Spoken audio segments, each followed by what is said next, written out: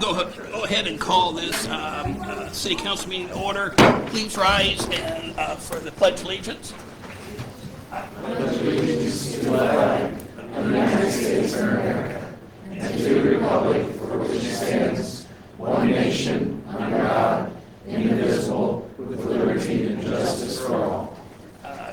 Please, we have a Pastor Rich Gensman from the Peace Lutheran Church. They'll give the invocation tonight.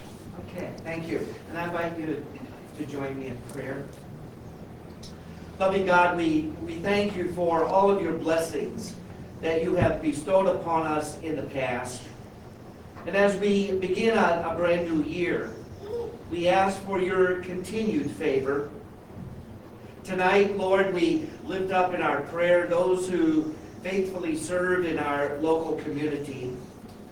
We especially lift up in our prayers those who are in law enforcement and serve on the fire department. And we thank you for their valuable service to our community and in their providing safety and protection. We pray for the members of the city council and the mayor. Give them, we pray, your wisdom to govern wisely. Give them a desire to seek what is just and right, and give them the ability to work together for the good of our whole community. Tonight, Lord, we also pray a special prayer for those who are suffering from the continuing COVID-19 virus. We especially lift in our prayers tonight City Council President Carl Watts, who is currently in the hospital. We pray that you would bless him with health, and that he would be able to return to us soon. Be with our healthcare workers who tend to those in need. We now pray, Lord, for the agenda that is set before City Council tonight. Bless this council in their deliberations and decisions. In your holy name we pray. Amen. You're welcome. Julie, roll call for council. Ms. Ault. Mr. Watkins. Here. Ms. Durbin. Here. Dr. Fellner. Here. Mr. Ivy. Here. Mr. Richard. Here. Ms. Ziegler. Here. As you probably noticed, Mr. Watt is present with us tonight, as the pastor indicated. So as President Pro Tem, I will chair the meeting tonight. With that, may I have a motion to please excuse President Carl Watt? I'll make that motion. Mr. Ivy made the motion, second by, I'm going to massacre your name. I'm sorry. Ms. Ziegler. All in favor? Aye. Motion carried. Anybody opposed? Motion carried. Mr. Watt is excused. We also have Ms. Ault that is not present tonight. I understand that have similar health issues right now. One of in her family. So if I could have a motion to excuse her tonight. Mr. Watkins made the motion to excuse, and we have a second also. All in favor? Aye. Motion carried. Both Ms. Ault and Mr. Watt are excused for tonight. Please, elected officials, Safety Service Director. Mayor O'Leary. Here. Auditor Satterfield. Here. Director of Law Palmer. Here. Treasurer Sparks. Present. Safety Service Director Ward. Here. Okay, all the members are here. We have two approvals for minutes. You should have received both of them already. So let's start with the first one, the regular meeting on December 28th. Would entertain a motion to approve those minutes. Mr. Ivy made the motion, second by Dr. Fellner. Any questions, changes? If not, all in favor, say aye. Aye. Aye. Any opposed? Okay, the ayes have it. Regular meeting of the 28th is approved. We also have a special meeting on January 5th. You should have received a copy of that. If there's not any questions, or corrections, and entertain a motion to approve those minutes also. Mrs. Ziegler made the motion. Ms. Durbin made second. Any corrections? If not, all in favor, say aye. Aye. Any opposed? Motion carried. The minutes from the special meeting is approved. For the agenda tonight, we do have several things that did not go through committee, so we need to add them to the agenda for tonight. First would be ordinance 2022-2. Dr. Feldner, I'll make a motion to add ordinance 2022-2 to the agenda. we have a motion to add 2022-2 from Dr. Feldner. Mr. Botkin, second. Need roll call, please. Mr. Bodkins. Yes. Ms. Durbin. Yes. Dr. Feldner. Yes. Mr. Adi. Yes. Mr. Richard. Yes. Ms. Ziegler. Yes. Okay, that passed a 6-0 vote. Next is ordinance 2022-3. Mr. Ivy made a motion to add 2022-3, I'll second that motion. second by Dr. Feldner. Roll call, please. Mr. Bodkins. Yeah. Ms. Durbin. Yes. Dr. Feldner. Yes. Mr. Adi. Yes. Mr. Richard. Yes. Ms. Ziegler. Yes. Okay, that also is added to the agenda for tonight at 6-0 vote. We also have ordinance 2022-4 to add to the agenda for tonight. May I have a motion to, Dr. Feldner made the Yes, motion. I'd like to make a motion to add ordinance 2022-4 to the agenda. We have a motion, second by Mr. Ivy. Roll call, please. Mr. Bodkins. Yes. Ms. Durbin. Yes. Dr. Feldner. Yes. Mr. Ivy. Yes. Mr. Richard. Yes. Ms. Ziegler. Yes. That added to the agenda at a 6-0 vote. Last, we have resolution 2022-1 to add to the agenda tonight. May I have a motion to add that resolution? I'll make a motion to add resolution 2022-1. Dr. Felder made the motion, second by Mr. Ivy. Roll call, please. Mr. Bodkins. Yes. Ms. Durbin. Yes. Dr. Feldner. Yes. Mr. Ivy. Yes. Mr. Richard. Yes. Ms. Ziegler. Yes. Okay, that also is added to the agenda for night with a 6-0 vote. Dr. Feldner, Yes, I'd like to make a motion to approve the agenda. we have a motion to approve the agenda as amended, second by Mr. Ivy. Any discussion? All in favor, say aye. Aye. Any opposed? Motion carried. The agenda is amended. The next thing is, do we have anybody want to speak? Okay, yeah, I'm going to do it. Okay, since we don't have that, we have a very special thing tonight, some swearing in of some firefighters, and Ms. Mayor Leary is going to do the honors.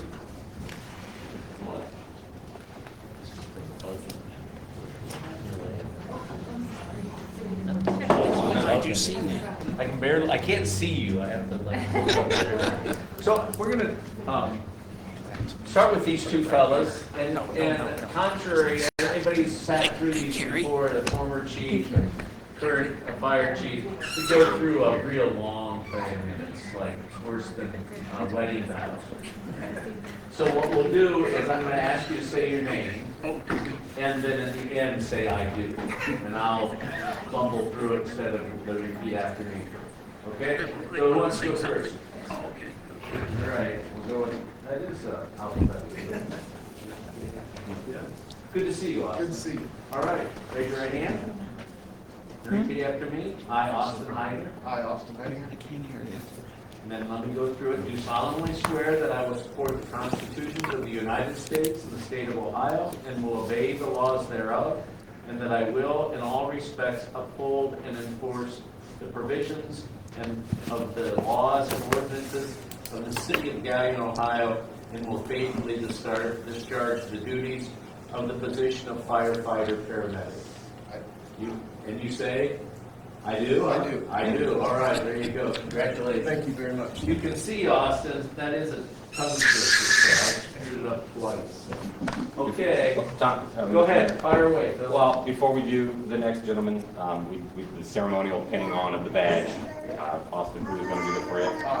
Jeanette. All right, you can go to her. And then we'll do the next.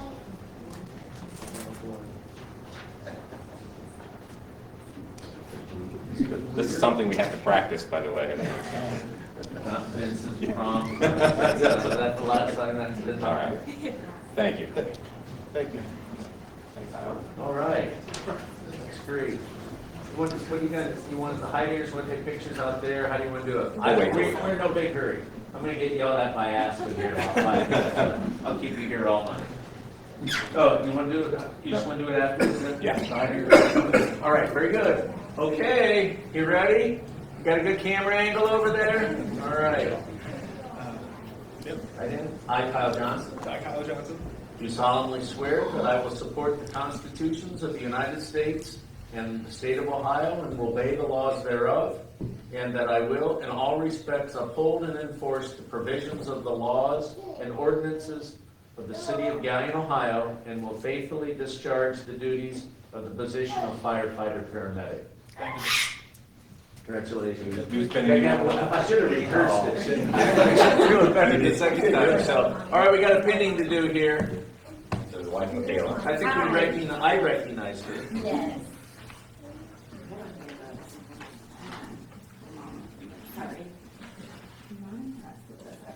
Members of council, this is 2 of the 3 from that SAFER grant. The other gentleman is in paramedic school on Tuesdays and Thursday nights, so he couldn't be here. So we'll do a swearing in the mayor's office probably tomorrow.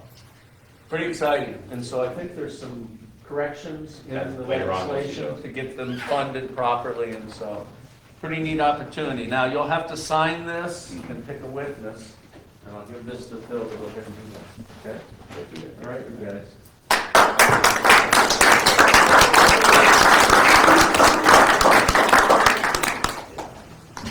We're double bunking the cots now.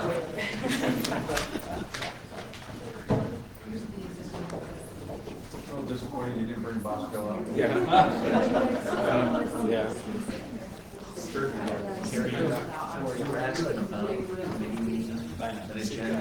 I set up because I understand how that SAFER grant process works and how I didn't want to write a book, but those are things we had to achieve.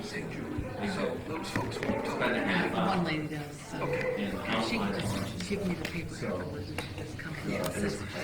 no legislation. Oh, I'm sorry. I may call you. Okay. Okay, Just so I'm clear.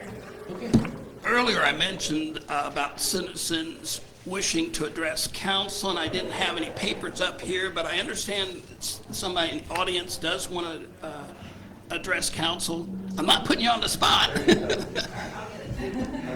Please come up and just state your name.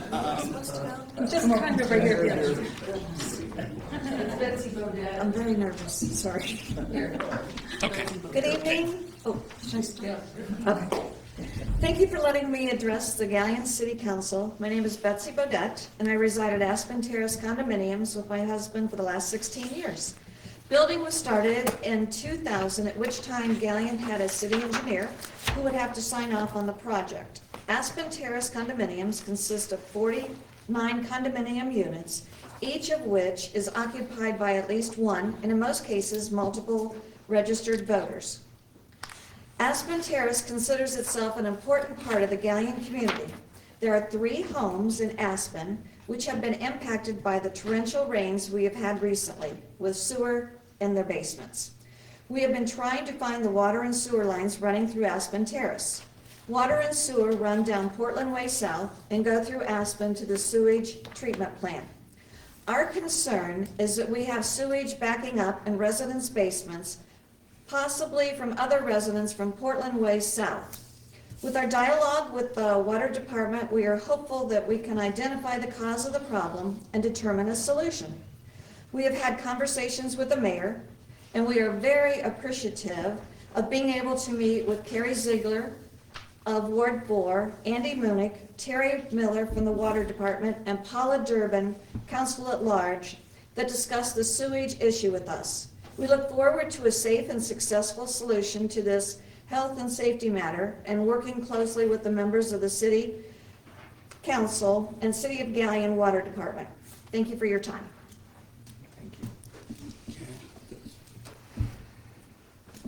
Ms. Durbin? Does anybody know who the engineer was? Was it McKeever? Does anybody? Nobody's that old around here except me. Yeah, I would say, no, I would say that when that was built, Len would have been he would have acquired Jack Tozer's Okay, thank you. business, and with that, I think they switched over the titles. That's what it would have been. Okay. So, I'm sorry, McKeever was involved in I'm based on what Ms. Bodett said, I think he must have signed off on it. There is an issue of the plans and as-built actual construction.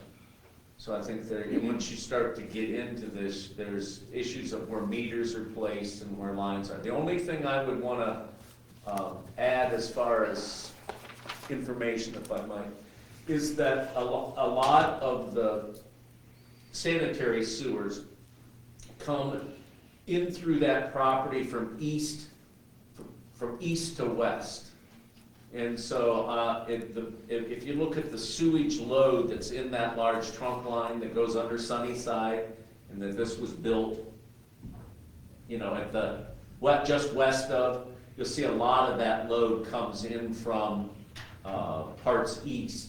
And it's not so much Portland Way South, if you will, that's filling that up. I think they do. There is a juncture there, but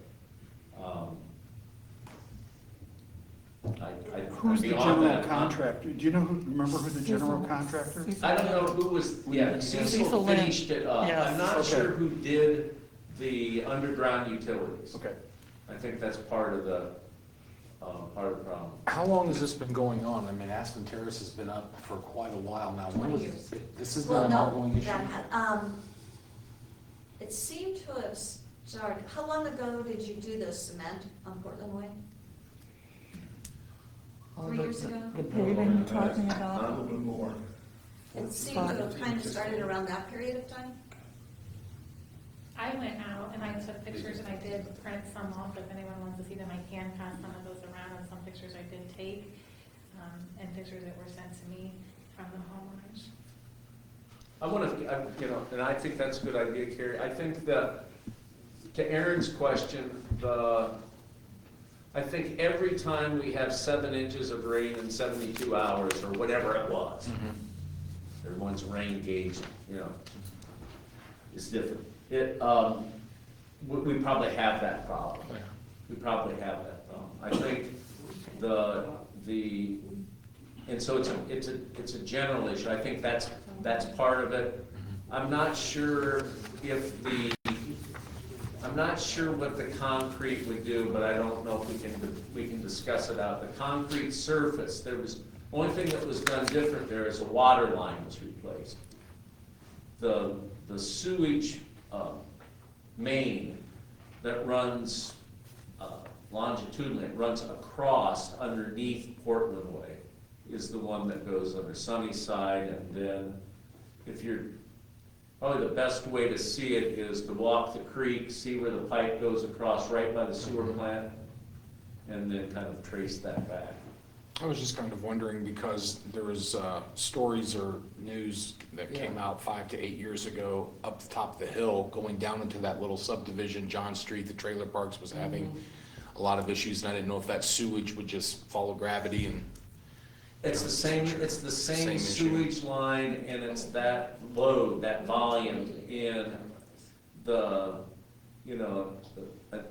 without prolonging this in any way, the thing that is,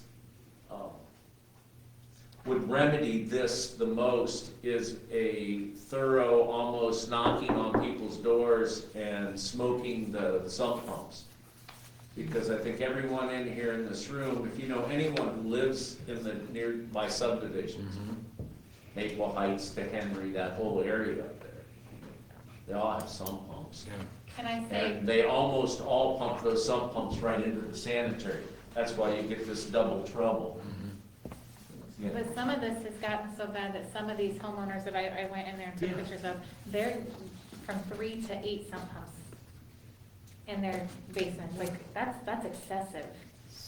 Like, one guy has 8 sump pumps. That's really excessive to try to keep that water out of his basement. Yeah, I don't know where they're, I'm not sure where all that's going, but some of it, I'm sure, goes right into a pit that a plumber dug in the basement and then put a sump pump up and put it right by their washing machine, and that's how they, so we have been lax on that part of the problem. We just pray it doesn't rain like that, because that is so widespread. The use of the sanitary sewer to take care of your rainwater, that's really widespread. So that's an issue that when you have all that rain, and you got all your downspouts tied in, they come up through that sump pit in your basement, then you're just pumping it. Some people just pump it around in a sort of a circular thing. Anyway,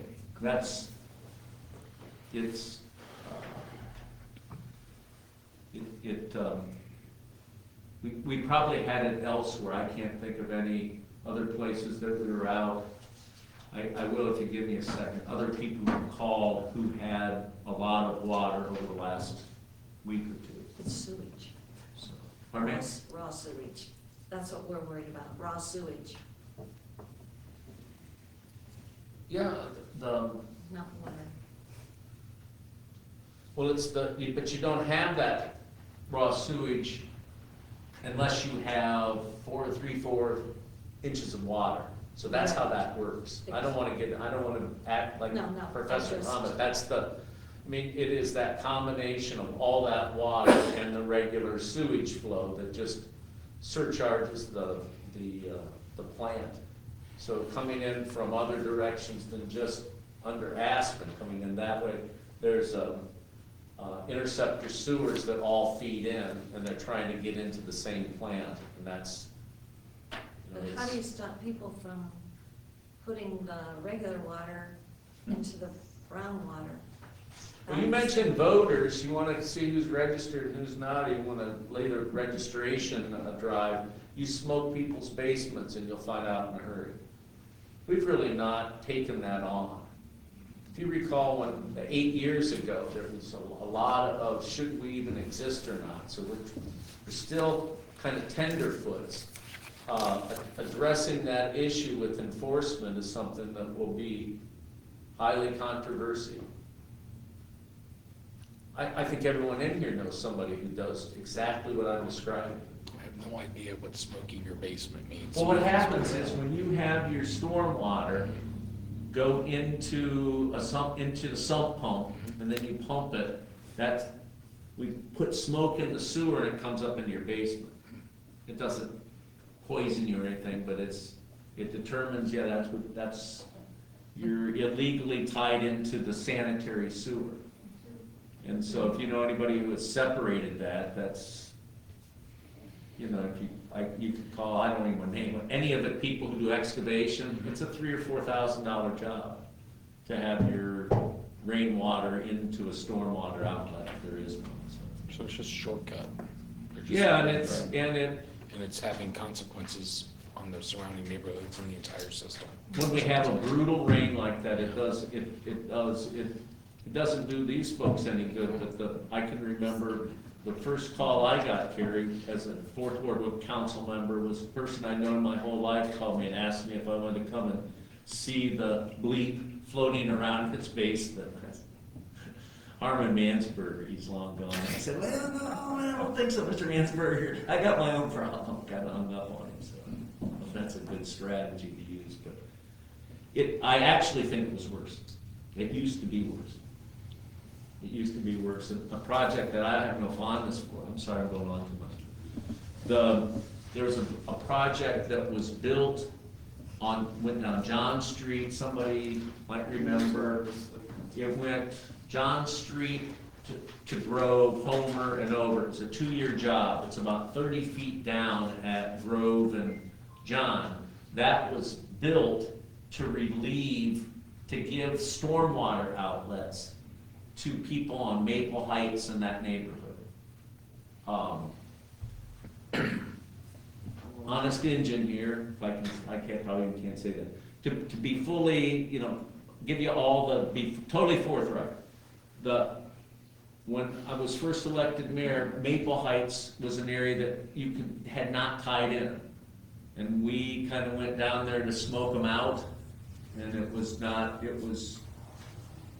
pretty tense early on. We've not come back to that. But if the people on Maple Heights, for instance, were tied in systematically, either we made them tie in or we paid for their tie-ins, you would relieve that particular problem quite a bit. So can I ask, is Yeah. there anything that we can do to try to help figure out how to rectify or give some sort of a solution to help them? Because some of them have already spent thousands. Like I said, they're getting Yeah. multiple sump pumps, but then one guy had EverDry come out and replacing walls because the walls are rotting, his floor is sinking. They're spending thousands already. This sounds real self-serving, but here I go anyways. A year or so ago, there's a lot of criticism because the house I grew up in, the house my mom had, on Blooddale, got a storm sewer. They lost 3 basements in that neighborhood. And there's a lady down there that's on the south side of that. She has 6 sump pumps. So when we put it, she had no place to put it. So she was just running to her house and just looping it back around. So now she can tie into a city sewer, okay? I'm not sure how separated their sewers are. If there's enough, to answer the question, if there's enough catch basins, and if the stormwater was running pretty heavy at that time too. You're mostly worried if you got poop in your basement, you're worried about that. You're probably not out checking the catch basins to see if they're running full. But if there is capacity there to have more of that rainwater go there. Or, I'm not sure who pays for it, but I'd be real surprised. Betsy, how many units are out there? Did you say? 49. 29? 49. 49. If there aren't 5 that are tied in, that have a sump pump in there, I'd be really surprised. So I don't know that, I'm just guessing, but there's probably your neighbors are making the problem worse because they're taking their water and they're pumping it into the sewer. Most don't have a basement, so. Yeah, but no. Well, it'd be interesting to know, and that is also probably part of the problem. Which they have checked. Huh? That has been checked. Yeah. What's that? That everything is going in. The white water from the drains, the roofs and everything. All right, well, that infiltration thing, what we could do would be to go into those neighborhoods where we have a chronic problem and have the service department smoke the storm sewer, see where the water comes out. Or, it's not what I mean. You can smoke the sewer and see if it comes up in the basement. And then you would have to enforce that. We just never,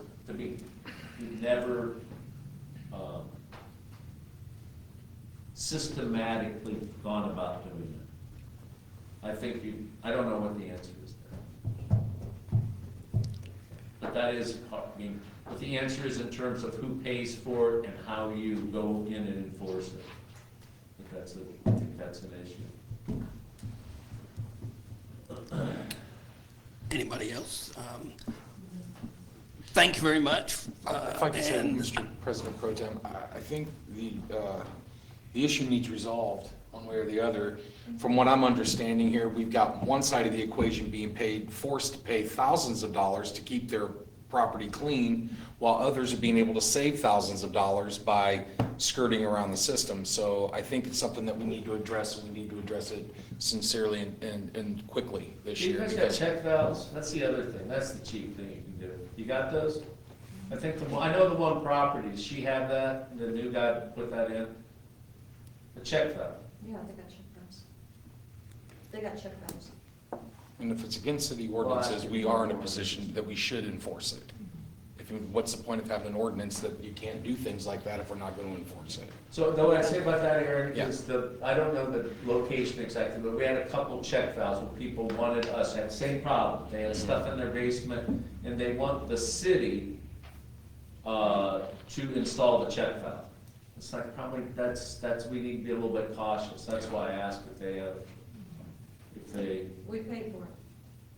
You didn't pay for it, we did. I know you do. Yeah, check valves. If you have an individual, does everybody have one? They put that in systematically? There's or- only a couple, there's only 3 houses. Yeah. Okay. The rest, I don't But have I think that, then going to Carrie's issue, I think we look at the 3 houses. If you got 3 houses, when you have a real bad rain, you probably need to look at fixing those. Right And I as you know the come one in. house is the So last it's one the- before, It's the 3 right as you enter. come in.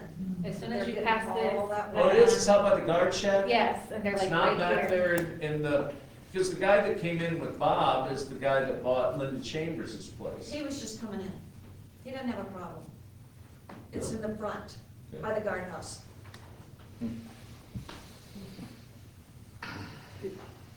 If I might, here, the reason that we're here, and council, both council members that were there, we don't know what the problem is, what is causing it. 7 inches, we know will do it. In certain cases, maybe the 3 houses that are most hurt by these things, we have spent thousands, the owners have spent thousands of dollars, and it has not been fixed for them in any way. Check valves apparently don't do their job either, based on that little bit of experience we've had with 3 or 4 folks who do have check valves. And to your point, Councilman, I think that finding out what really causes it is important, because we aren't solving anything until we know that. We're just wasting money and time. And please understand that your folks have been extremely cooperative with us, certainly in the last week or 2, and members of the council. So we're just, we're not engineers, and we were here when the place was built, just like most of you probably weren't. So it's an issue maybe we can work together and fix without too much trouble. But at least we need to know, because other building may take place in the area that would exacerbate a bad situation and make it a horrible situation. Also, they have a concern on that new assisted living in front of the corner there of Hosford and South. They cannot, there's no way they could hook into that sewer line, because that would be a disaster for both at some point. So that would have to be a separate sewer line down, I don't know, tied into the medical facility behind it or what, but that is a concern of theirs, having them tie into theirs. But the sewer lines, they run northeast to southwest, basically?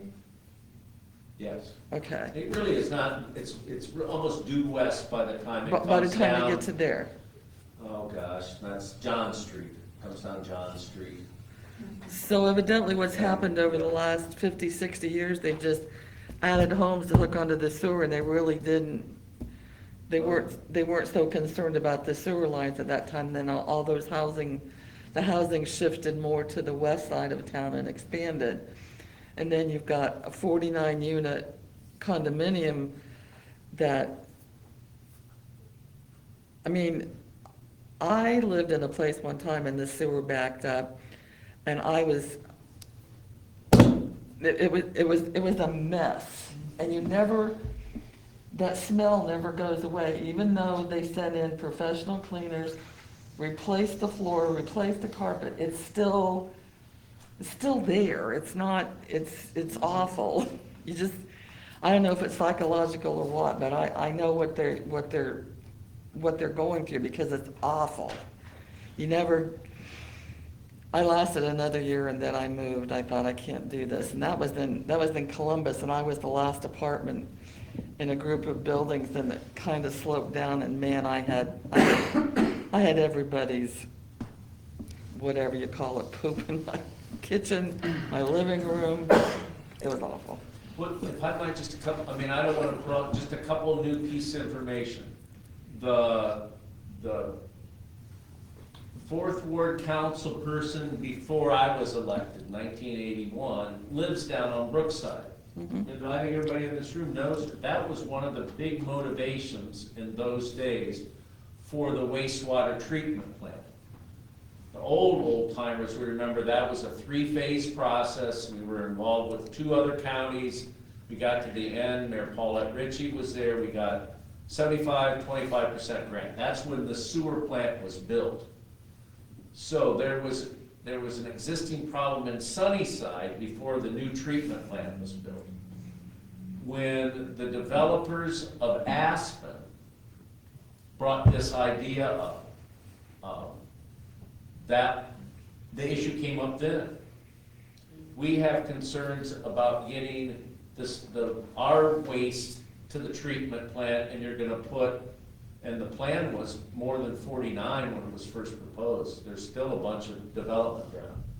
So they put Aspen right on top of the line that was third base on its way to home in terms of what's in height. So this issue, I think whatever's brought it back up to our attention, we should try to fix it. But it's been a recurring issue for 40 years. Kind of ever since they built that subdivision down there, because it sits in a bowl. Oh, yeah. From Maple Heights to Henry. But in any case, that is it was historically a problem. They built the wastewater treatment plant to take care of the problem, built some interceptors to move the waste load around out from those areas, and it still hasn't remedied it in the worst situations. Anyway. Well, you also have problems on the east side, because we had a gentleman that was going to come tonight, but he couldn't make it. So you've got the east side, and then it comes down and then goes west. So it's the problem all over town in some places. But I think we need to work with everybody that has a problem and try to find out what the problem is and to help them solve it. If it's their problem, they have to do it. But we need to help them to find out whose problem it is. Is it the city's problem? Is it the homeowner's problem? You know, whose problem is it? Because number one, it's not sanitary.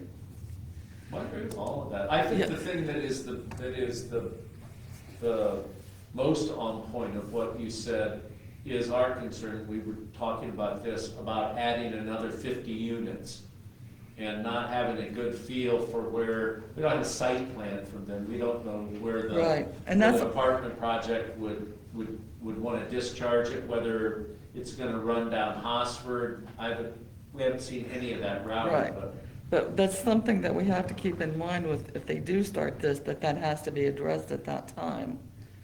Because I can just see them, you might see sewer floating down Hosford Road at some point, I don't know. I don't want to kill this total pancake, but the water is at the front, at the entrance. Huh? Yeah, it's the lower part, right? It's the lower coming up out part. of a manhole. All coming in. Is it coming up out of a manhole?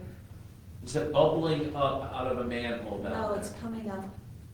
These people have bathrooms in their basement. Oh, so they've got basement. It's not a Okay. bus. I know that. Okay. They have a basement, Okay. and they're low. They're the first ones as you come in. So they have basements and they have a bathroom. So it comes up the toilet, comes up the shower, and it was coming up the check valve. What about that, they had, that's one of the ones that has all the sump pumps? Mhm. Where do they have, did you see where the hose went? So it came out of the sump pump, 6 of them, it's hard to Like imagine. one guy has 3, another guy has 8, like That's it's, just water. Yeah. It's not sewer. It's too When it- they're starting when to it grow mold on overflows, their it's- walls and. There's not much huh? One guy's starting to grow mold on his walls, and other guys have, like I said, a waterproofing company, Everdry came in, you know, redid his basement, you know, they cut portions of the bottom of the wall out, it was rotted, they redid that, you know, they're replacing carpet. One guy, there's, you know, his floor's starting to, his foundation's starting to separate from the wall. It's,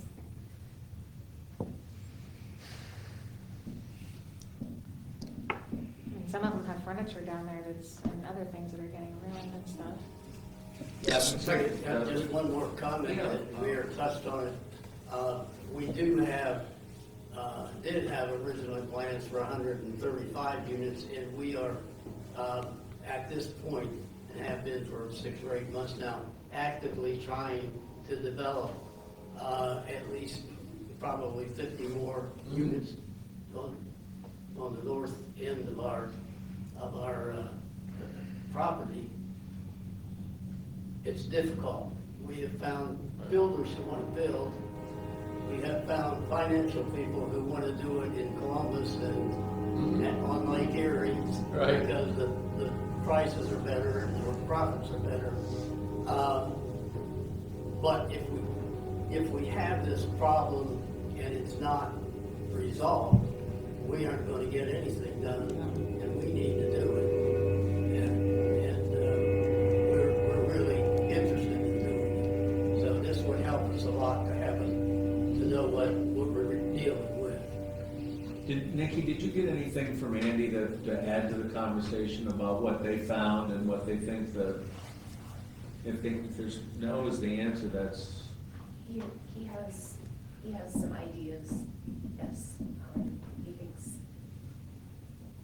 yes. He wants Okay. to explore further, yes.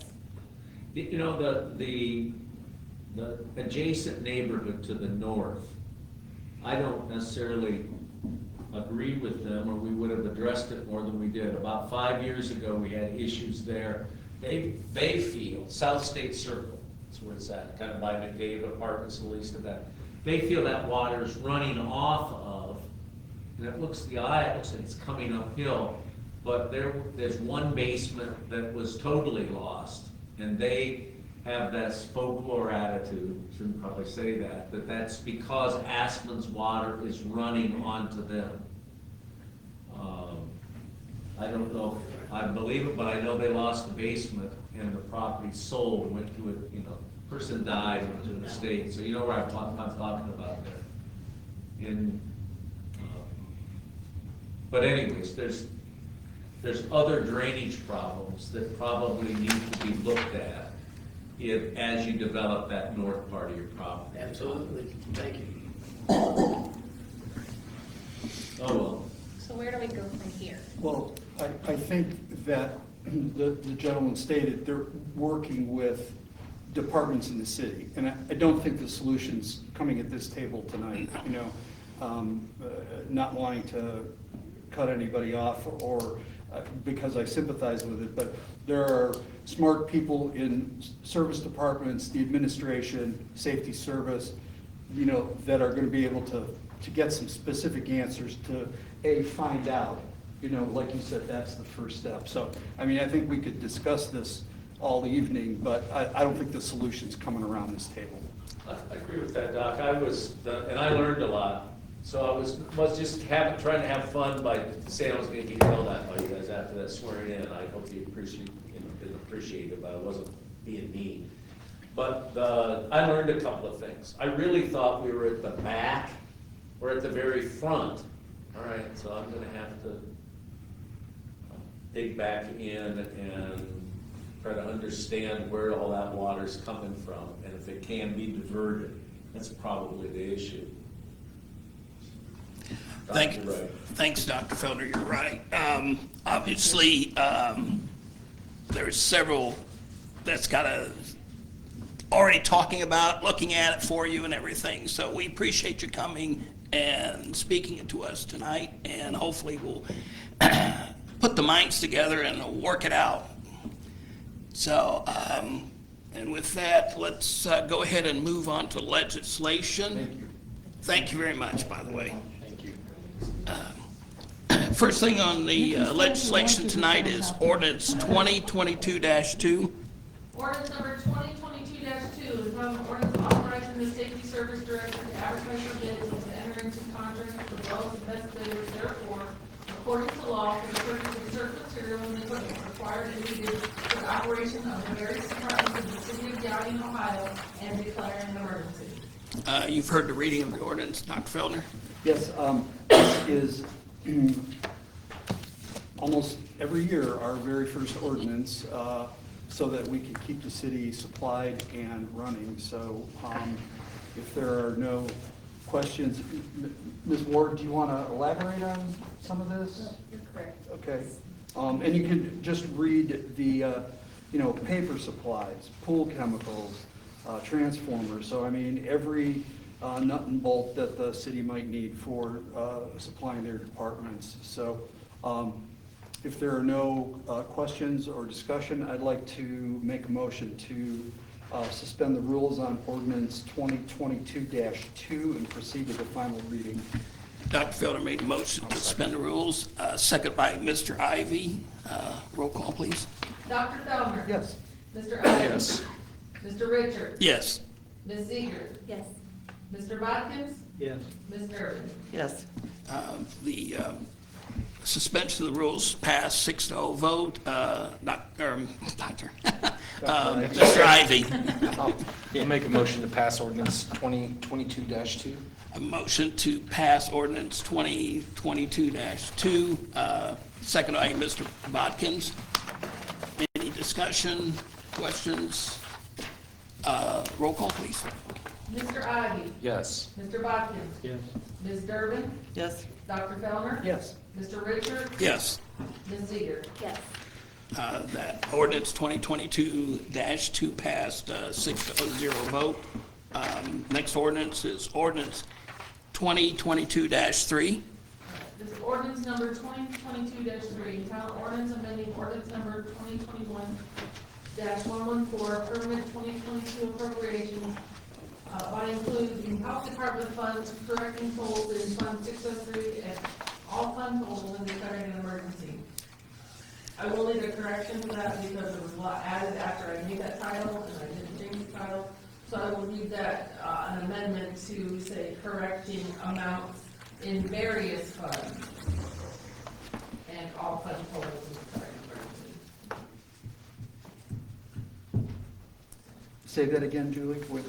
Instead of correcting totals in Fund 603, I will need it to say correcting amounts in various funds and all fund totals and declaring an emergency. Because it was more than just 603 when it boiled down to it. I started this when it was just 603.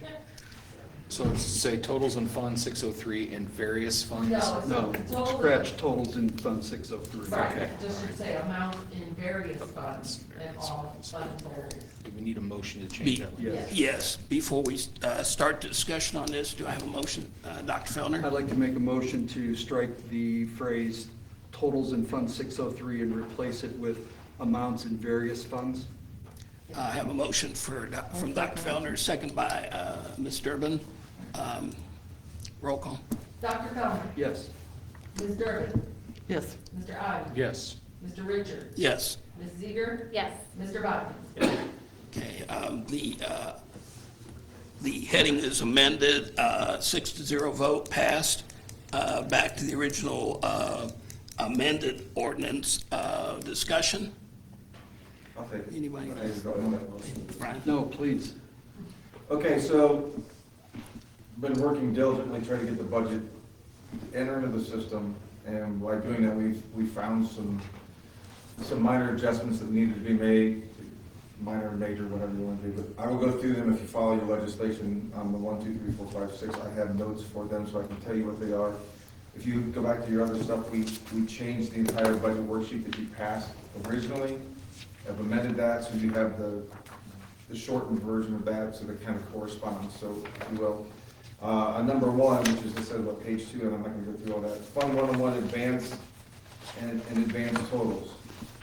We funded the SAFER grant, the 215 grant, we funded that. Well, we added that to the budget.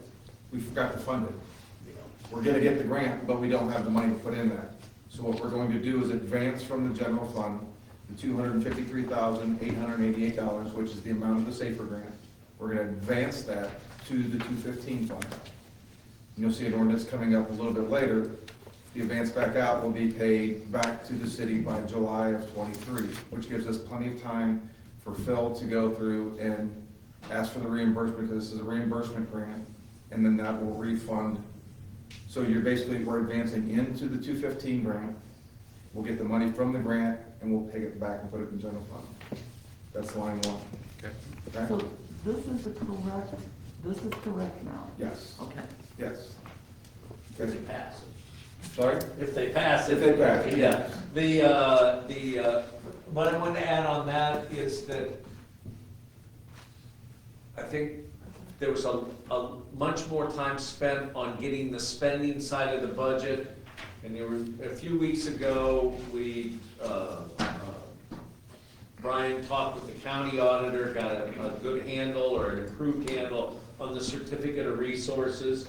So going through the revenue and plugging that in, I think that's when we identified, well, you've got authority to spend it, but you've got no cash to, and so that's where that advance, that really is, it was in that process of trying to do the revenue estimate that's like, well, we need this piece, so, sorry. No, you're fine. And it really came to light when you get to number 2, Yeah.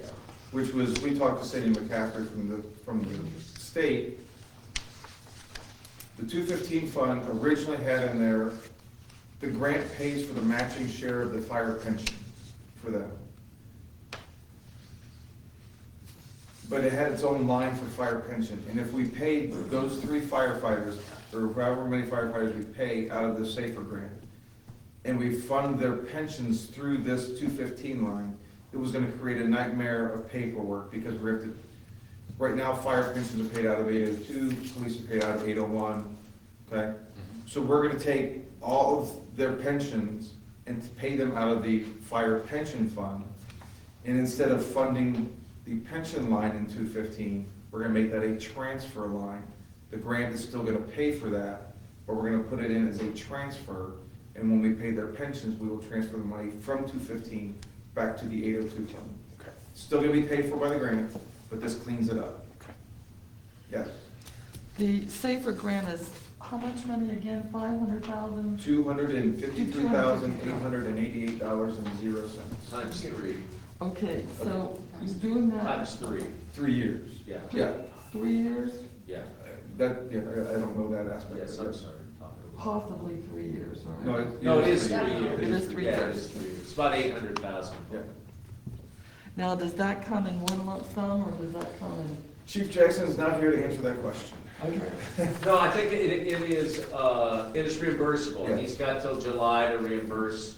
I think we have talked with Chief Jackson about how we want to proceed with requesting funds to be reimbursed, whether that's going to be quarterly, whether it's going to be semi-annually, annually, however it plays, but it will transfer, when we get the deposits, it'll go into a 215 revenue, and then we'll take that 215 revenue and transfer, To what? advance it back in. So understand the difference between advance and transfer. Transfer is not being paid back, advances are. Similar to what we did, what you all did last year with the STD and HIV grants with the health department. Those were advances that are gonna be reimbursed when the monies come in. Okay. I'm gonna save 3 for last. Number 4 is the 603 Enterprise Utility Fund. That's a formula error. We found a formula error in that cost us $1,500, $1,700. It's a formula error. It's a numbers issue. So it doesn't affect the budget at all. It cleans it up. Okay? Number 5, purchase of power. If you look at those numbers, the number is $45,000. It's kilowatt tax. We forgot the budget for payment of kilowatt tax. We're just adding it in. Okay.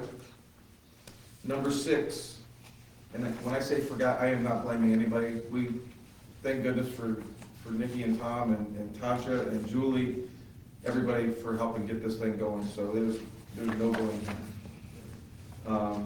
Number 6 is administrative costs under the 801 fund. We average around $1,500 a year in admin costs and fees that we have to do. We forgot the budget.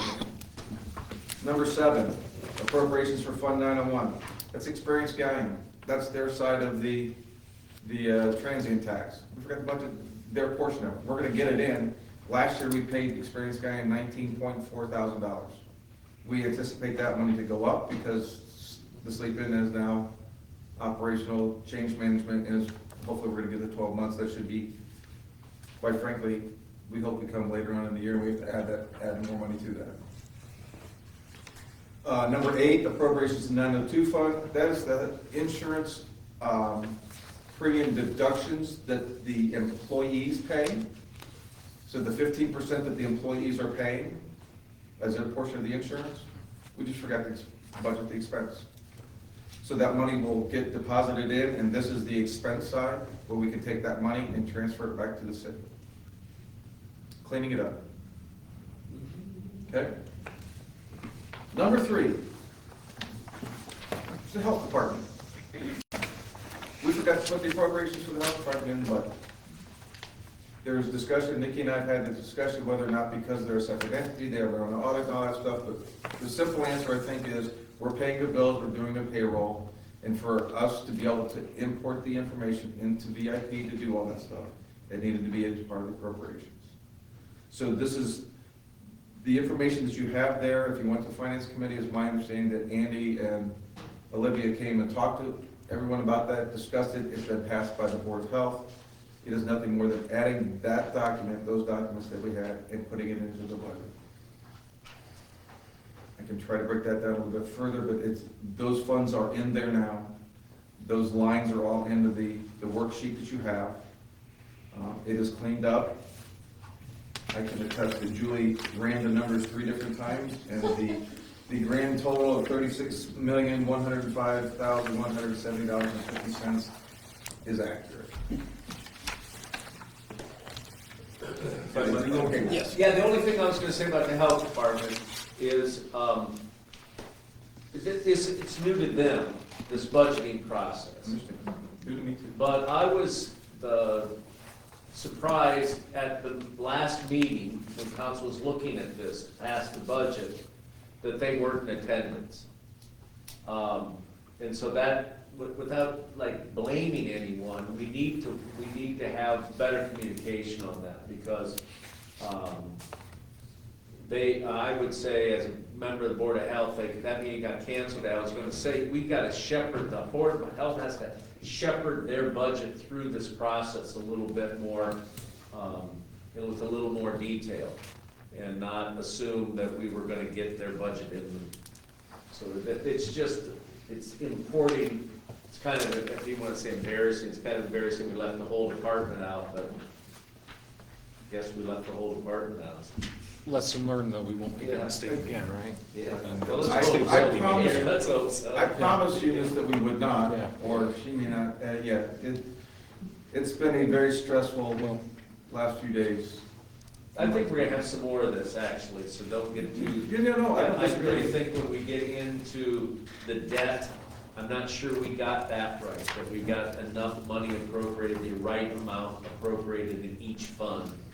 We'll get to that here in another few weeks, but there may be something like this to clean up the appropriations for the borrowings that we'll be doing, and we have to pay off, and then we'll be borrowing again.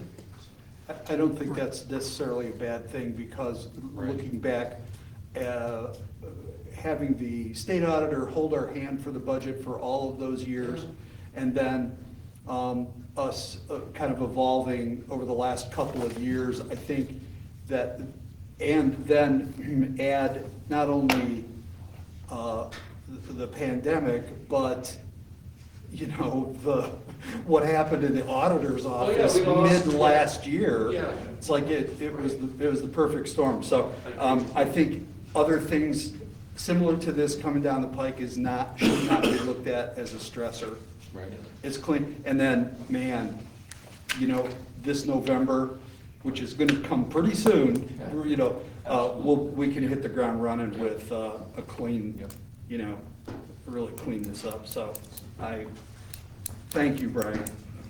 None of my colleagues have any other, oh, I'm sorry. I do. Brian, is there, I've never quite understood this since I've been in this city, why you start the budget so late.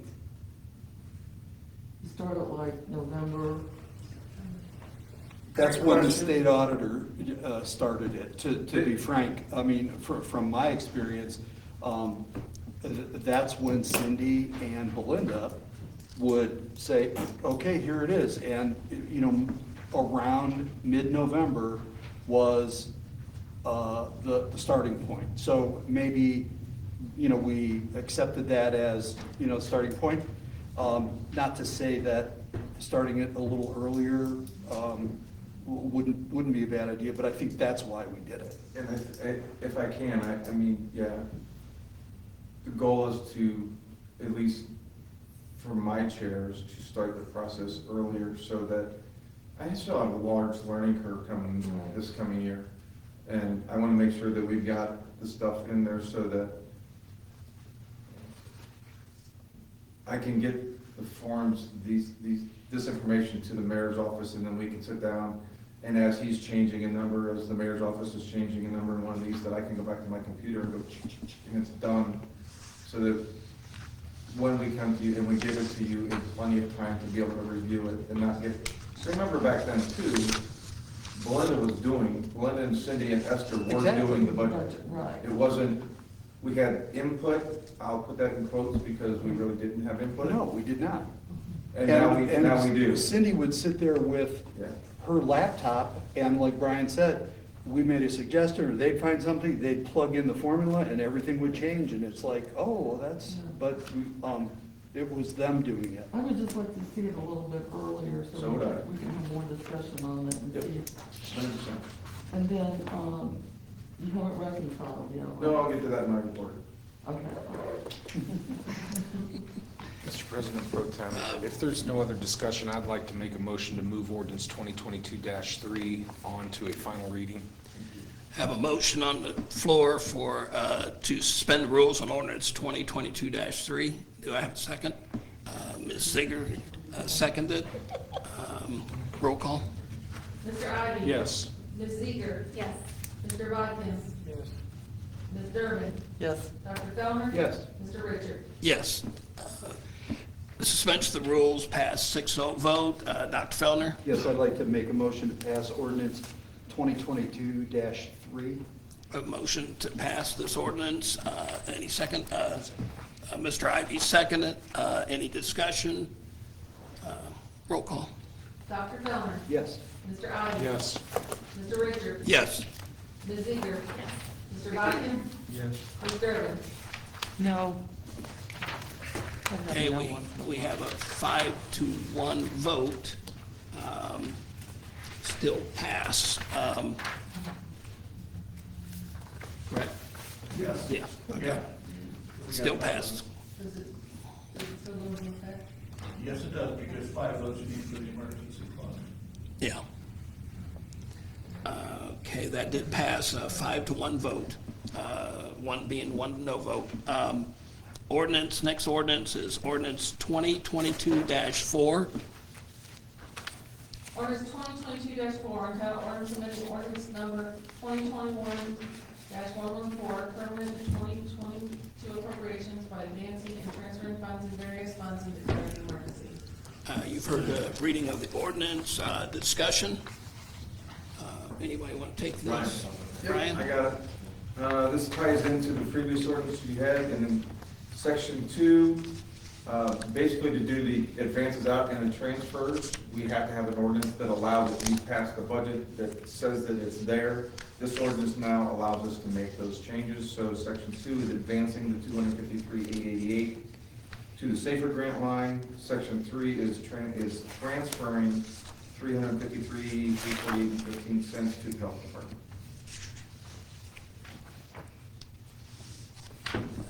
Any questions, discussion?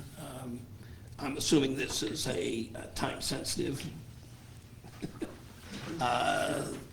With that, Dr. Fellner? Yes, I'd like to make a motion to suspend the rules and proceed to the final reading on ordinance 2022-4, since it ties in with the previous legislation. We have a motion on the floor to suspend the rules. We have a second to suspend the rules. Roll call, please. Who seconded, I'm sorry? Mr. Ivy? Okay, sorry. Dr. Fellner? Yes. Mr. Ivy? Yes. Mr. Richard? Yes. Ms. Ziegler? Yes. Mr. Bodkins? Ms. Durbin? Yes. The suspension of the rules on this passed 6-0 vote. Back to the original ordinance. Mr. Ivy? I'll make a motion to pass ordinance 2022-4. A motion on the floor to pass ordinance by Mr. Ivy and second by Mr. Bodkins. Any discussion? Yes. Is this 353,348.15, is that in addition to the 1,036,000 to the health department? That's part of it. That's part of it, okay. Yeah, that's best I think understood as the city's grant. And that's city's how, portion. yeah, that's how it appears, it transfers out, it doesn't advance, it transfers to 230. And then we'll debate at the end of the year whether they get to keep anything that they're still, I think there's a sort of There's good news in the health department that the STD and HIV grants are doing well enough that they're actually paying an employee out of that grant. And that at the end of the year, once they get that funds, that money will be transferred, that money for at least the one employee is going to be transferred back in. So they are becoming a little bit more of what self-sufficient or closer to. their strategy of using grants to fund these other things, from what they do with it, the programming, we can maybe debate, we won't tonight, but as far as does it work financially, that part of it is panning out pretty well. So anyway. Okay. We've had a suspension of the rules, or excuse me, is there a motion to There's a suspend? motion in a second, I believe. Oh, I'm sorry. Yeah. My To apologies. pass. You're right. To pass. Thank you very much. Sure. Any other discussion? If not, roll call, please. Mr. Ivy? Yes. Mr. Bodkins? Yes. Ms. Durbin? Yes. Dr. Fellner? Yes. Mr. Richard? Yes. Mr. Ziegler? Yes. Or Ms. Ziegler? Ordinance passed, 6-0 vote. Moving on to the next, Resolution 2022-1. Resolution 2022-1 is now a resolution approving and ratifying the prior acts of department heads and safety service director, including the endowment certificates for said expenditures for an emergency. Okay, you've heard the reading of the resolution. Discussion? Anybody want to take this? Simply stated that the invoice for the January payment for the health insurance is dated in December because December is now December and it's 7/21. We can't backdate a purchase order, so we have to do it then and now. It'll be dated January 1st or so, but we can't backdate it, so we have to do it then and now for that.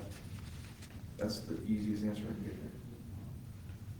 And this is, Life insurance, or health insurance. but this is to pay the premiums, not the employee portion, which was referred to earlier. Yes, so we get the bill from Anthem, the full bill, and we pay the bill. Right. And every paycheck, we collect money from the employees, and that money is it's literally deposited the same week, so. Right. Yes. Dr. Fellner? Yes, I'd like to make a motion to suspend the rules and proceed to the final reading on resolution number 2022-1. A motion on the floor to suspend the rules by Dr. Fellner, second by Mr. Bodkins. Roll call, please. Dr. Fellner? Yes. Mr. Bodkin? Yes. Ms. Durbin? Yes. Mr. Ivy? Yes. Mr. Richard? Yes. Ms. Seeger? Yes. The suspension passed 6-0 vote. Back to the original resolution. Mr. Ivy. I'll make the motion to pass resolution 2022-1. We have a motion to pass the resolution by Mr. Ivy, second by Ms. Durbin. Any You discussion? got it right this time. Did I? I'm sorry if I did it wrong earlier. Any discussion? Roll call, please. Mr. Ivy? Yes. Ms. Durbin? Yes. Dr. Fellner? Yes. Mr. Richard? Yes. Ms. Seeger? Yes. Mr. Bodkin? Yes. The resolution passed 6-0 vote. Moving on to other business. I know there's some committees this rest of this month. Who'd like to start? Dr. Fellner? Yes, I'd like to apologize, but I will not be able to attend the Finance Committee meeting on Wednesday, so I would ask my other two members if they would carry on without me. Without the chief? Oh, I've never you done guys this can do it. before, so, yes, we can, or you can replan for another date. Hopefully we'll bring it up and reschedule if Kara's not able to be here, but after that. I was hoping, I think Monday is a holiday, so that, Yeah. I would have been willing to reschedule it. I don't want to delay it or reschedule it. It would be better to have it on the Wednesday if Ms. Alt is amenable. She'll run the show. Yeah, I'll check with her tomorrow. and Thank you. let everybody know. let a woman take over. Okay, anyone else? Mr. Well, Bodkins? Well, we have our suites this week, so, Yeah, Thursday. on Thursday, yeah. Okay. We have a Parks and Recreation meeting tomorrow night at 7. Okay, Parks tomorrow night. Anybody else? I have one next week as well, but I got a new phone and I can't figure out how to. January 18th. Thank you. Which- I already got it figured out for you. Thank you. Which one Solve is my that? struggle, did you It's say? Economic development and airport. Okay. Okay. And Mr. Ivey will be unable to attend that as well, so that'll be two of you. I'm sorry, I'm okay, On sorry. Thursday the 20th, we will be having the police, fire, and health and safety committee. It's kind of a Okay. long title, so I try to remember the order it goes in. Please find out, yeah. That's good, okay. Any other business? Mr. Bodkins? I'd just like to commend everybody that's working so hard on this budget in the office. I said Brian and that bunch, everybody's doing such a great job. I thank you for that. Yes. It's kind of nerve-wracking. Now it's starting to get in line. I believe we're on the right path. It's a fresh start. A little wobbly, I think we got like one tire that's bald and 3 that are, one that needs a haircut. And, but anyways, I think, I appreciate you saying that. I was, let's say November-ish, all this can come together. It has substantially, we'll still have some cleanup to do, but thanks for saying it. Anybody else? Okay. Brian was going to expound on the reconciliation. He's going to the reports, next. Yeah. Well, we'll start out with the elected officials. Auditor Satterfield, All right. My turn. you got the floor. My understanding of this reports I'm supposed to get, I'll try to give it to you the best I can. Revenue report, year-to-date is we've brought in 628,000 plus. And on expense, we've spent $364,000 so far. Basically, that's all payroll. So, as it is, we have not paid any bills per se, because we're still trying to get the budget in. We have not done purchase orders and all that stuff, so they're sitting there. That gives you like a rule of thumb, what the payroll is. $290,000 every 2 weeks. And then we had a special pay this week, which was annual stuff, so, yeah, that's where we're at. And the vast majority of the revenue is the rate taxes that came in around almost $400,000 the first of the month, so that's where we set on those.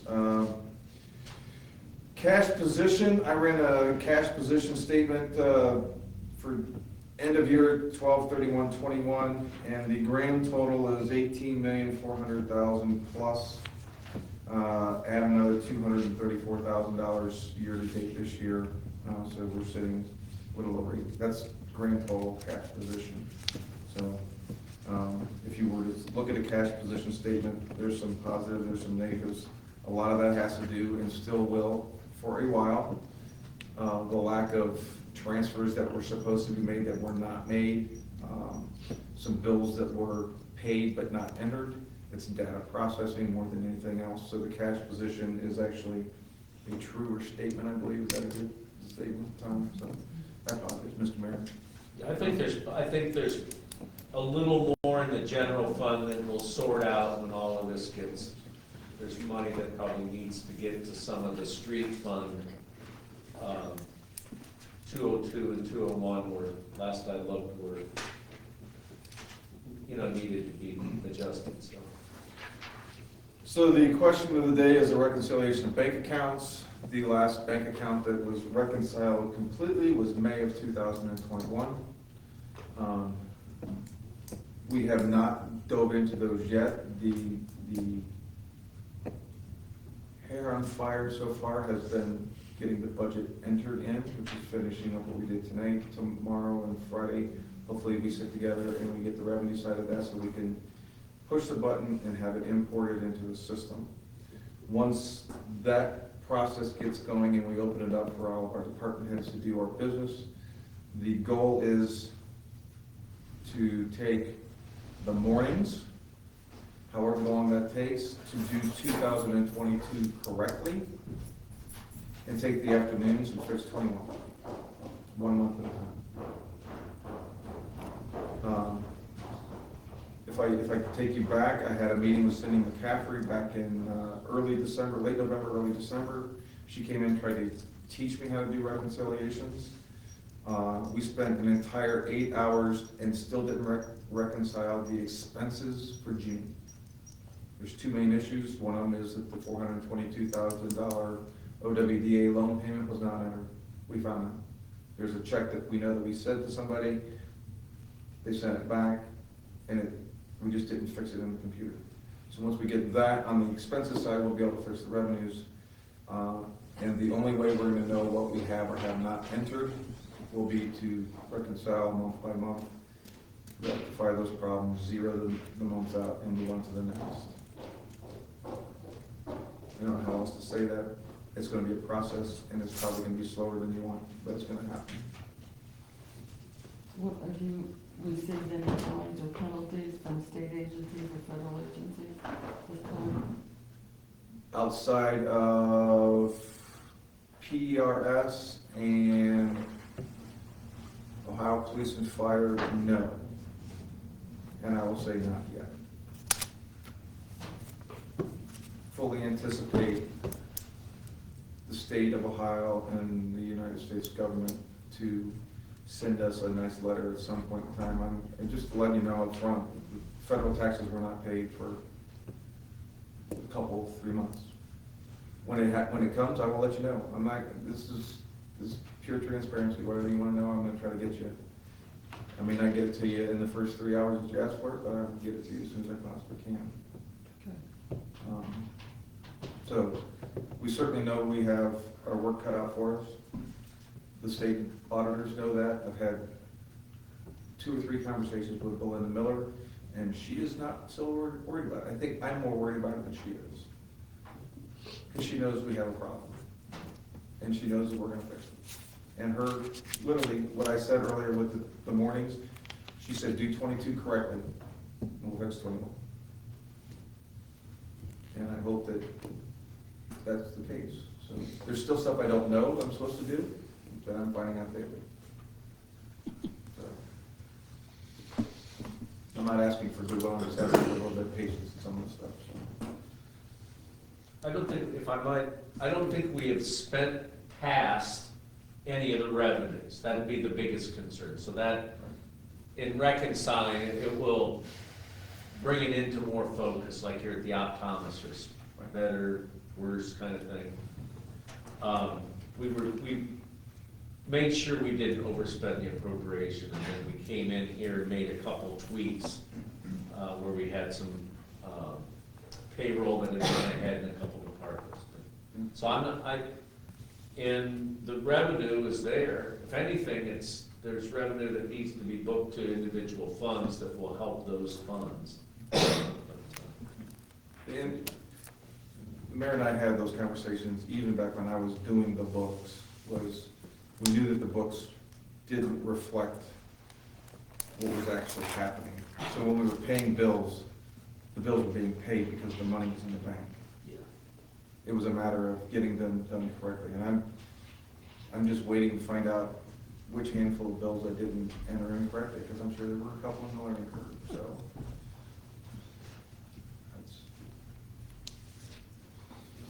Hopefully that answers a little bit. I feel a lot better than I did 3 months ago, just by the explanation from tonight. Thank you. Yeah. Brian, I'm anything done. else? Okay. Okay. Keep going to work, so. Treasurer Sparks? I just hope council appreciates Brian's professionalism, his detailed plan of what to do, he's going to do and how he's going to do it. I certainly do, and appreciate all the effort that the auditor's office and the mayor's office has done to fix this problem. And I can't say how glad we have Brian in the auditor's office. That office,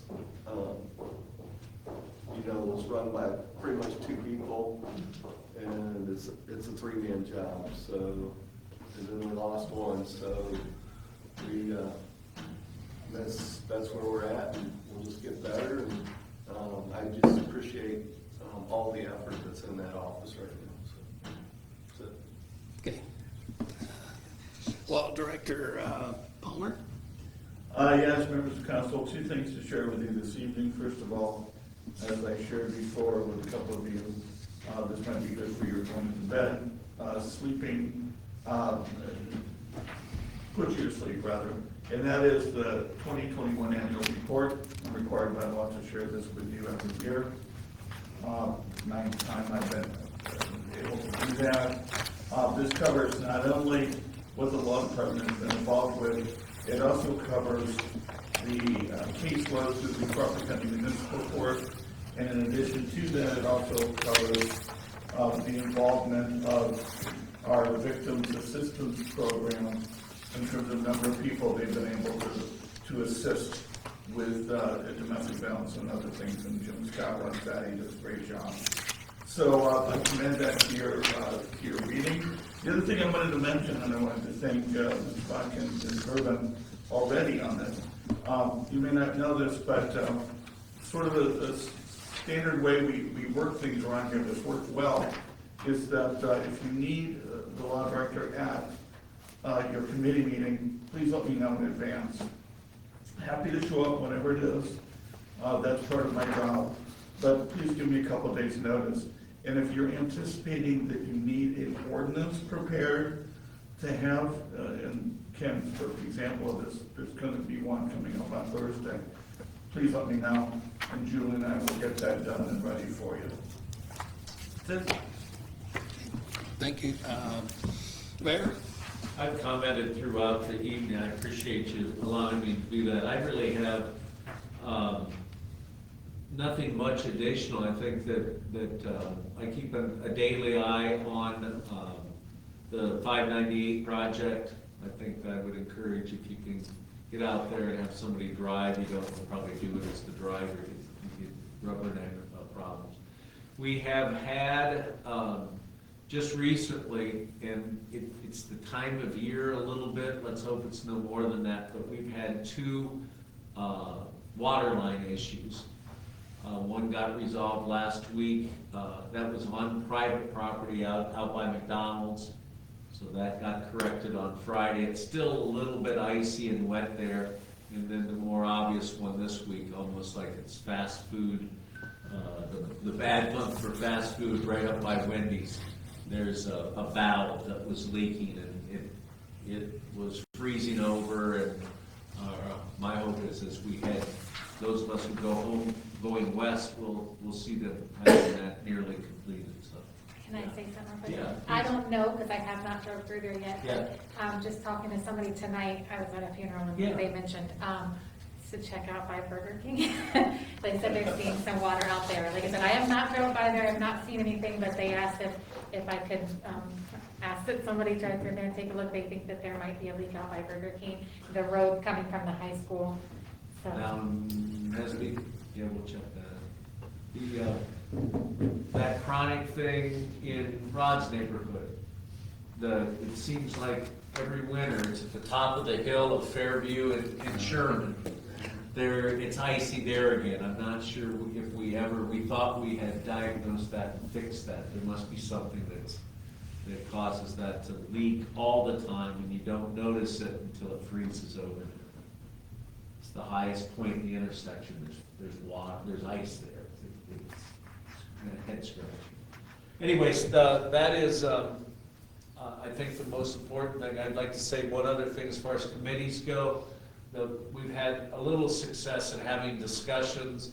I'd like to be able to do that. I think there's a fair amount with new committee assignments and new people. There's a lot of context that can be built up. So, for instance, in the police, fire, and health, in some sort of order to have the chiefs come in and explain staffing, the structure of the departments. It's getting late tonight, but one of the reasons we secured the SAFER grant is that we were going to increase the staffing per the number of people that we protect. So the idea of there's 3 years, it's likely that we're not going to add another shift. We're probably going to add staff on the existing shifts. So I think we'll have a discussion. Phil explains it better than us. But if you're thinking, well, we'll have 3 new people, that ought to reduce overtime. Yeah, we probably ought to listen to Chief Jackson as to why that isn't that cut and dry. But that kind of thing, I think how Chief Rodriguez deploys his people, I think is important. Things like the district resource officer at the school, how that's funded, how those shifts are worked, those things, the detective bureau, special SIU, what's it, special investigations unit, or the detective bureau. So I think that's worthwhile. So anyway, if we can do that in the various committees, I think that will be helpful. Matt found something. Just give me one more second, and I'll stop. In the probate, I think everybody thinks they're an expert on the Freeze Foundation. I sure as heck think I know everything about it. Well, we found out this week there is within the allocation to the city, the 7/8, there's another set aside that we're supposed to, I think is the right word, required, I don't know, that we put, and I look at Aaron when I say that we put 3/8 of 7/8, or roughly $160,000 a year, into park maintenance. So as Paula's committee looks at that, we discuss that, the income tax, can that be used? There really is a requirement in the probate document to use a portion of our city's money on regular park maintenance, which can mean a lot of things, but I think it certainly means sitting on a mower or having somebody replacing toilet paper, doing those things. We haven't funded it that way, but it looks like we may need to. So that'll be a fun discussion. I think it's 3 that are on the committee, so that might be something we could at least touch on tomorrow. And if you'd have time, Yeah. before the next Economic Development Committee, I'd love to touch base with you, just to see what ideas and goals are for this. We really need to because Before of the meeting. because of our, we don't have a backup quarterback. I don't know if people like sports analogies, you'll like this one, maybe you're not. We don't have a backup quarterback. And with Mr. Frankhouse going back into private, we have to come up with a plan. And so there's 2 or 3 things to discuss next Tuesday about how we proceed so that we have coverage. And Because they're not gonna fill his position from what I'm reading as of right now, is that they're correct? gonna fill it probably as fast as they can, and although we've not been included in the discussions, we as Galleon or Galleonites, there's no one on the executive committee from the Galleon area. I think we have a big interest in that, and I've said for a number of years, there's a lot of things the partnership does that Tom O'Leary doesn't. I don't know what the heck it has to do with economic development. Well, not to be I'm snarky. more bricks and mortar, new projects, have jobs, new time clocks, new tax bills. And so I'm not sure if there's gonna be a gap there, and we're gonna have to decide if we wanna continue to fund the partnership at the same level if we don't have the same horsepower, the same team of horses. That's exactly what I was gonna allude Pardon to. me? We have a $50,000 vested interest in having a say-so in that partnership. So, Oh, we and don't. I'm not sure, I think it's important that whoever is hired I got that. has a knowledge of those programs, That board list. of that program, what we get out of it, what our funding is. So I think that'll be discussed, how we proceed. Maybe I'll just give you a call, or stop up and see We can do him. that. Sounds good. We can do that. There's actually more people from Bucyrus on that board list that I picked up the other day than there are from Galleon. There's no one on the executive committee, and No. that's my worry. No, There's- there isn't. There are a couple of people on the overall board. There's too many members on that board. I don't know what to say about that, other than our involvement in the organizational stuff has been pretty reduced. We're all busy people. I'm not gonna spend a lot of time on some of the things they're doing outside of economic development for the Galleon area. Right, exactly. So that's what we can talk about next week. Sounds good. What I would derisively call foo-foo stuff. There's some of that stuff that I'm not sure if taxpayers would be real supportive of some of their activities. Can my committee get a copy or email it to me Uh-huh. about the maintenance and the freeze fund, the Yeah. maintenance for the park? Matt, yeah, I thought maybe we got that to you, but I think 2 days ago, we were kind of looking at it and trying to understand in preparation for your meeting, and that's when that. Can we retro that 3/8 back about 10 to You 12 know, years? I don't know. Since we just discovered it? We would not have projects for a few years. Clean We've it had out. 5 years of projects, so 165 Making times light. 5. It's $800,000 here that has been, that we need to talk about. That's I don't know fine. if we fix the record. Anyway, All right. that's mostly what I've got. That's all I got. I'm looking forward to the committees and getting going again. Thanks very much, Mayor. You're welcome very much. Well, okay. I don't have anything, so I hope that Carl starts feeling better and sits in this place. I'd much rather sit down there with you folks, so, and having said that, I understand we have a motion, Mr. Bodkins, Mr. Triplett. and your motion is? To adjourn this meeting. Okay, we have a motion to adjourn by Mr. Bodkins, second by Ms. Durbin. All in favor, say aye. Aye. Aye. Any opposed? Yes. Just gotta throw a no in there. There you go. We have one opposed. We are adjourned at 8:33. Thank you all.